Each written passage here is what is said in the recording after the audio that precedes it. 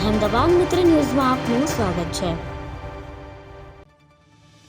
દેશભરમાં અનેક જગ્યાએ વકફ એક્ટ અને યુસીસી મામલે વિરોધ ચાલી રહ્યો છે। અમદાવાદ અને વડોદરામાં આજે પણ મુસ્લિમ સમાજ દ્વારા વિરોધ નોંધાવાયો છે। અમદાવાદના નહેરુ બ્રિજ પર એક તરફ મહિલાઓ અને બીજી તરફ પુરુષો દ્વારા માનવ સાંકળ બનાવી વિરોધ કરવામાં આવ્યો હતો। આ દરમિયાન સૂત્રોચ્ચાર કરી રહેલા કેટલાક લોકોની પોલીસે અટકાયત કરી હતી, તો બીજી તરફ વડોદરા શહેરના તાંતલજા વિસ્તારમાં મુસ્લિમ સમાજના બાળકો, યુવાઓ, મહિલાઓ અને વરિષ્ઠ નાગરિકોએ પોતાનો અસંતોષ વ્યક્ત કરવા માનવ સાંકળ રચી વિરોધ દર્શાવ્યો હતો। અમદાવાદના નહેરુ બ્રિજ પર ગુજરાત મુસ્લિમ હિતરક્ષક સમિતિ દ્વારા વકફ એક્ટ અને યુસીસી મુદ્દે વિરોધ કરવામાં આવ્યો હતો। નહેરુ બ્રિજ પર મુસ્લિમ મહિલાઓ દ્વારા હાથમાં પ્લેકાર્ડ સાથે બ્રિજની એક તરફ માનવ સાંકળ બનાવીને ઊભા રહી વિરોધ દર્શાવ્યો હતો। બીજી તરફ પુરુષો દ્વારા પણ બ્રિજની બીજી તરફ હાથમાં પ્લેકાર્ડ બતાવી વિરોધ કરવામાં આવી રહ્યો હતો। જો કે કાર્યક્રમ માટે મંજૂરી ન હોવાથી પોલીસ દ્વારા કેટલાક લોકોની અટકાયત કરવામાં આવી હતી। લોકોની ભીડ ભેગી થતાં પોલીસે ટોળાને વિખેર્યું હતું। મુસ્લિમ આગેવાનોએ જણાવ્યું હતું કે વકફ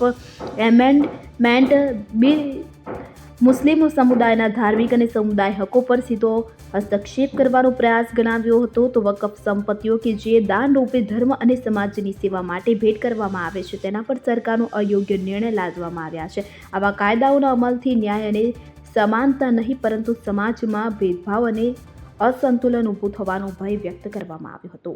અહેમદાબાદ મિત્ર ન્યૂઝની યુટ્યુબ ચેનલને સબસ્ક્રાઇબ કરો અને બેલ આઇકોન જરૂરથી દબાવો, જેથી દરેક મહત્ત્વના વિડીયોની નોટિફિકેશન તમને મળતી રહે।